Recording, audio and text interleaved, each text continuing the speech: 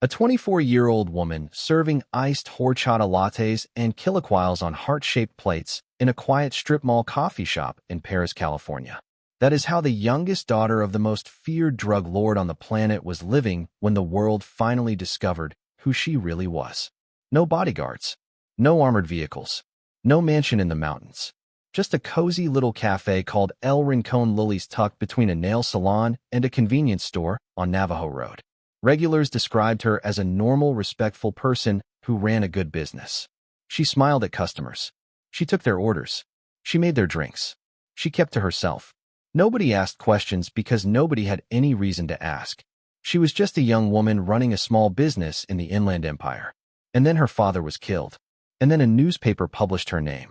And then the entire world found out that the woman behind the counter at El Rincón Lilies was Lesha Oseguera Gonzalez, the youngest daughter of Nemesio Oseguera Cervantes, alias El Mencho, the supreme leader of the Jalisco New Generation Cartel, the most violent criminal organization in the Western Hemisphere. A man with a $15 million bounty on his head. A man who commanded an estimated 30,000 operatives armed with military-grade weapons. A man whose cartel controlled territories across more than 20 Mexican states and operated in over 40 countries worldwide. A man whose personal fortune was estimated at over $500 million and whose empire was valued at more than $20 billion. And his youngest daughter was making Mexican mochas in a strip mall in Southern California. This is the complete story of Lesha Oseguera Gonzalez, the coffee shop, the husband who was supposed to be dead, and the family dynasty that produced one of the most fascinating contradictions in the history of organized crime. To understand Lesha, you have to understand the world she was born into. Because nobody chooses their parents. Nobody chooses the family they are raised in. And Lesha was born into one of the most dangerous families on earth. Her father, El Mencho, was born on July 17, 1966 in Aguililla, Michoacán, Mexico. He grew up in extreme poverty, working avocado farms as a child. He dropped out of school before finishing elementary education. By the time he was 14 years old, he was guarding marijuana plantations in the mountains of Michoacán. Not playing soccer, not going to school, standing watch over drug fields with men who would kill without hesitation. In the 1980s, El Mencho crossed the border into the United States illegally. He settled in California using fake names and false documents. He was arrested in San Francisco in 1986 for theft and carrying a loaded firearm. Arrested again in 1989 on narcotics charges. Deported. He came back. In 1992, he was arrested once more for heroin dealing and sentenced to 5 years in a U.S. federal prison. After serving his time, he was deported again. Most people who get caught twice, who serve time twice, who get deported twice, would reconsider their life choices. El Mencho went back to Mexico and decided to build an empire. He briefly served as a police officer in Jalisco, learning how law enforcement operated from the inside. Then he joined the Mencho Cartel, where he rose rapidly through the ranks. In 1996, he married Rosalinda Gonzalez Valencia, a woman from one of Mexico's most powerful criminal families. The marriage was not just romance. It was a strategic alliance that fused violence with financial expertise. When the Mencho Cartel collapsed around 2010, El Mencho gathered his loyalists and founded the Jalisco New Generation Cartel. Within a few years, the CJNG had become the most feared criminal organization in Mexico. They had armored vehicles, rocket-propelled grenades, 50-caliber machine guns, armed drones, training camps in the mountains, propaganda videos showing columns of uniformed fighters marching in formation. This was not a street gang. This was a paramilitary army. And into this world Lesha was born. If you enjoyed this video, make sure to like and subscribe, press the bell icon so you never miss a video. Lesha Michelle Oseguera Gonzalez was born on April 4, 2001. She was the youngest child of El Mencho and Rosalinda. She grew up partly in Mexico and partly in the United States. She became a U.S. citizen. She eventually settled in Riverside County in Southern California, far from the mountains of Jalisco, where her father was hiding, far from the violence and the drugs and the death that defined her family's business. Somewhere along the way, she opened El Rincón Lilies, a small cafe at 8002 Navajo Road in Paris, California. The Facebook page was created around 2018. The doors opened sometime around 2019. The menu was simple and inviting. Iced horchata lattes, strawberry matcha, Mexican mochas, chilaquiles, crepes, tortas, cheesecake, baguettes, conscious relinas. Prices range from $2 to about $14. The food was served on heart-shaped plates. The cafe's motto was painted on the wall: "Love can wait, but food cannot." Regulars loved it. The reviews were positive. People described the atmosphere as cozy and welcoming. The staff was polite and friendly. Lesha was described as a normal young woman who kept to herself and ran a good business. Nobody knew who her father was. Nobody knew what her family did. Nobody had any idea that the woman making their morning latte was the daughter of the most wanted man in the Western Hemisphere. For several years this arrangement worked. Lesha lived her quiet life in Paris. She ran her cafe. She served her customers. She existed in a world that was completely separate from the empire of blood and billions that her father had built thousands of miles away. But there was one problem. Her husband. His name is Christian Fernando Gutierrez Ochoa. He went by several aliases: El Gaucho, El Palomo, El 85, and he was one of the highest-ranking active members of the Jalisco New Generation Cartel. He was also El Mencho's son-in-law, and he was supposed to be dead. If you enjoyed this video, make sure to like and subscribe, press the bell icon so you never miss a video. In 2023, Gutierrez Ochoa faked his own death in Mexico. The operation was elaborate and reportedly carried out with El Mencho's direct assistance. Mexican authorities believed he was dead. They closed the file. They moved on. But El Gaucho was not dead. He was very much alive, and he was moving. He escaped Mexico through a tunnel under the border at Tijuana. The same kind of tunnel that cartels use to smuggle drugs, weapons, and people. Except this time the tunnel was used to smuggle a ghost. A man the Mexican government believed was buried in the ground. He surfaced in California. Using the alias Luis Miguel Martinez and a social security number stolen from a deceased person, he obtained a legitimate California driver's license. A real government-issued ID that allowed him to rent cars, open bank accounts, and buy property without raising suspicion. And buy property he did. Gutierrez Ochoa purchased a $1.2 million 5-bedroom house in Riverside, California. He did not use a mortgage. He did not go through a bank. He paid in cash. The purchase was routed through a Mexican company called Pacayona Azul S.A. de CV, which was described as an agave cultivation firm connected to the tequila industry. The DEA suspected it was a money laundering front for the CJNG. Think about that for a moment.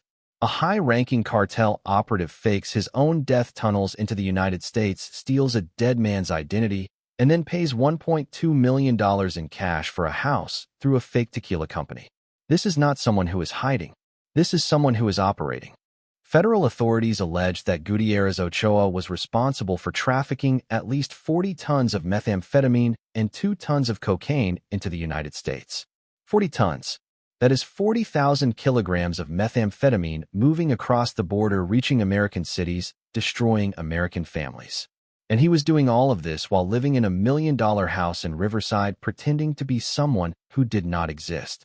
But the trafficking was not even the most disturbing part of his activities. In 2021, the same year that Lesha's mother Rosalinda was arrested on money laundering charges, Gutierrez Ochoa allegedly orchestrated the kidnapping of 2 Mexican Navy members. He did not kidnap them for ransom or for information.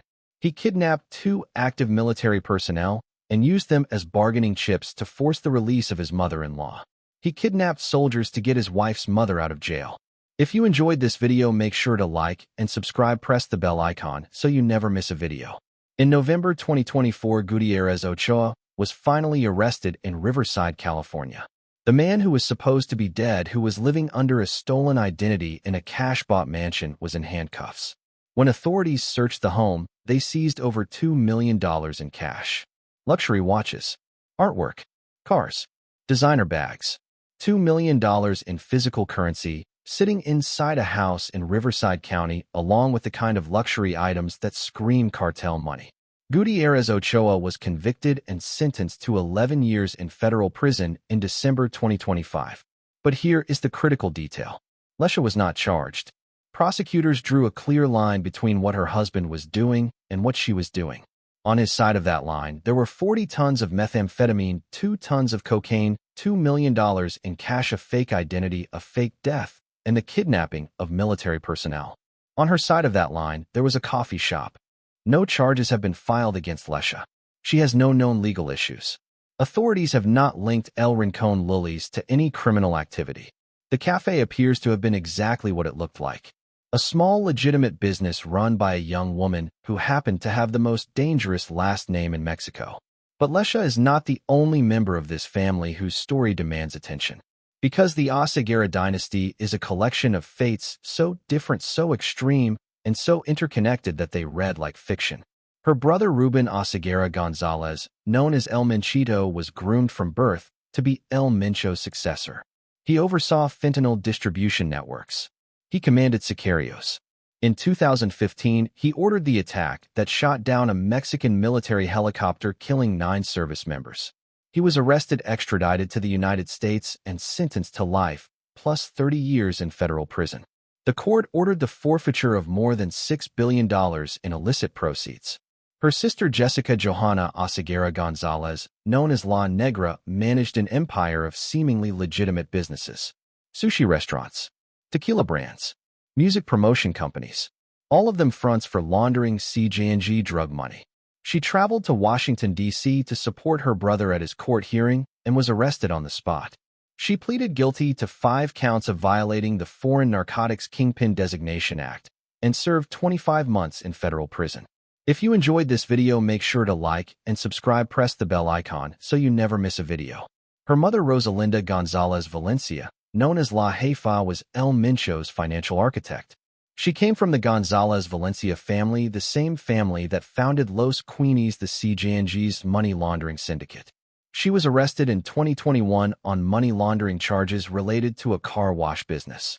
She was sentenced to 5 years, but released early in February 2025 for good behavior. After El Mencho's death on February 22, 2026, Rosalinda vanished. She did not appear at the funeral. She has not been seen publicly. Nobody knows where she is. Her uncle Antonio Oseguera Cervantes, known as Tony Montana, was El Mencho's older brother and the logistics mastermind who kept the CJNG supply chains running. He was arrested in December 2022 and extradited to the United States in early 2025 on charges of conspiracy to traffic cocaine and methamphetamine. He sits in an American federal prison at 67 years old. One family, one cartel empire, one father killed in a military raid, one son sentenced to life, one daughter convicted of money laundering, one mother vanished into the shadows, one uncle locked in an American cell, one son-in-law imprisoned for trafficking 40 tons of meth, and one youngest daughter serving chilaquiles on heart-shaped plates in a strip mall in Paris, California. Then came February 22, 2026. Mexican Special Forces tracked El Mencho to a cabin compound in Tapalpa, Jalisco through the movements of one of his romantic partners. The assault was launched at dawn. Black Hawk helicopters, T-6 Texan aircraft, Special Operations Ground Forces. The firefight lasted hours. 4 CJNG security members were killed. 3 Mexican Special Forces soldiers were severely wounded. A military helicopter was struck by gunfire. El Mencho was hit multiple times. He was captured alive but critically wounded. He was evacuated by helicopter toward Mexico City. He died during the flight.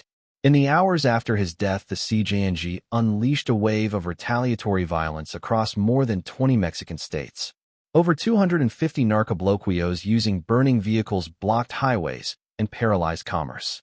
At least 25 National Guard members were killed in ambushes in Jalisco alone. Total deaths exceeded 73 in the initial days. Airports were disrupted. Tourists were stranded. Cities were locked down. It was chaos on a national scale. If you enjoyed this video, make sure to like and subscribe, press the bell icon so you never miss a video. On March 2, 2026, El Mencho was buried in a golden coffin at the Jardín Recinto de La Paz Cemetery in Zapopan, Jalisco. Over 100 floral arrangements surrounded the grave. Military patrols guarded the cemetery. And according to reports, Lesha was there. She had traveled from California to Mexico to attend her father's funeral. Despite having connections to a family that is on every law enforcement watch list in North America, she walked into a funeral that was certainly under surveillance by multiple intelligence agencies. She stood among masked mourners surrounding the golden casket. And then reportedly, she got back on a plane to California. 2 days later, on March 4, 2026, the New York Post published a story identifying Lesha as the owner of El Rincón Lully's in Paris, California. The internet exploded. The cafe's Yelp page became a battleground. Some reviewers accused her of money laundering. Others defended her, insisting the business was legitimate. Reporters showed up at the cafe. Staff said they had no idea about her family background. Lesha was reportedly absent, possibly still processing the death of her father and the exposure of her identity. The question that sits at the center of this entire story is one that nobody can fully answer. Can you be born into a family like this and just walk away? Can you build a normal life when your last name is synonymous with violence and drugs and death? Can you serve coffee in California while your father commands an army in Mexico, while your husband traffics 40 tons of meth, while your brother serves life in prison, while your sister launders money through sushi restaurants, while your mother runs cash through a car wash? The answer, based on everything we know, is that Lesha tried. She genuinely appears to have tried to build something separate from her family's legacy. A small cafe with heart-shaped plates and a motto about love and food. A business that had nothing to do with methamphetamine or fentanyl or money laundering. A life that was as far from the mountains of Jalisco as a person could get, while still being connected to the most dangerous family in the Western Hemisphere by blood. But in the world of the cartel's, blood is everything. And the world now knows her name. The world knows where she works. The world knows who her father was and who her husband is and what her family has done. The quiet life she built in that strip mall in Paris, California, is over. Whether she can rebuild it, whether she can maintain her distance from the empire her father created, whether she can remain on the right side of that line that prosecutors drew between her and her husband, remains to be seen. But one thing is certain. Lesha Oseguera Gonzalez is no longer invisible. The daughter of El Mencho is no longer hiding in plain sight. And in a world where the families of the powerful are never truly safe, her story is far from over. Her father is buried in a golden coffin in Zapopan. Her husband is in federal prison. Her brother is serving life. Her sister did federal time. Her mother has vanished. And Lesha is somewhere in Southern California carrying the weight of a last name that the entire world now recognizes. Heart-shaped plates, horchata lattes, and the blood of the most violent cartel empire Mexico has ever produced. Subscribe for more stories about the hidden forces that shape our world. Real stories told unfiltered, because the truth behind the headlines is always more shocking than the headlines themselves. See you soon.